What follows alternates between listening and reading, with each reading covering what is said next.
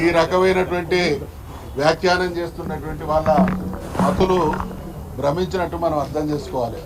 ఏం మాట్లాడుతున్నారు? గడిచిన 10-15 రోజులుగా అంటే బీఆర్ఎస్ పార్టీ అనేది 10 సంవత్సరాలు ప్రభుత్వాన్ని నడిపి 14 సంవత్సరాలు ఉద్యమం కొనసాగించి ఈ 8-9 మాసాల కాలంలోనే తెలంగాణ ప్రజల్లో మళ్ళీ బీఆర్ఎస్ వైపు ప్రజా అభిప్రాయాలు సానుకూలంగా మారుతున్నాయి. కాబట్టి గోటికాడి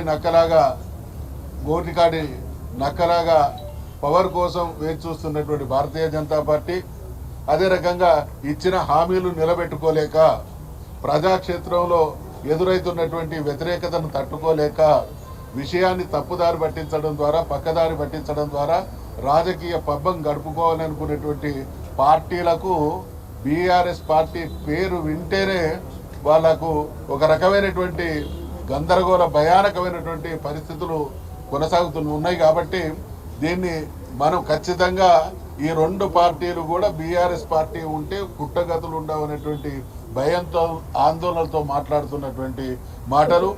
ఒకవేళ బీఆర్ఎస్ పార్టీకి ఎవరితోనైనా లోపాయికారి ఒప్పందాలు ఉంటే 6 మాసాలు ఆడబిడ్డ జైల్లో ఉంటుందండి. కాస్తన్న ఇంగిత జ్ఞానం ఉండాలి. మాట మాట్లాడడానికి నాలుకను తాటిమట్ట కంటే చులకన చేసి మాట్లాడేటువంటి వీళ్ళ కుసంస్కారాన్ని ఖచ్చితంగా ఖండిస్తా ఉన్నాం.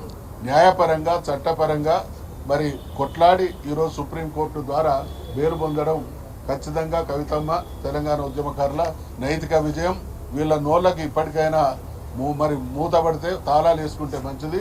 లేకపోతే ప్రజాక్షేత్రంలో ఇవన్నీ కూడా గమనిస్తూ ఉన్నారు.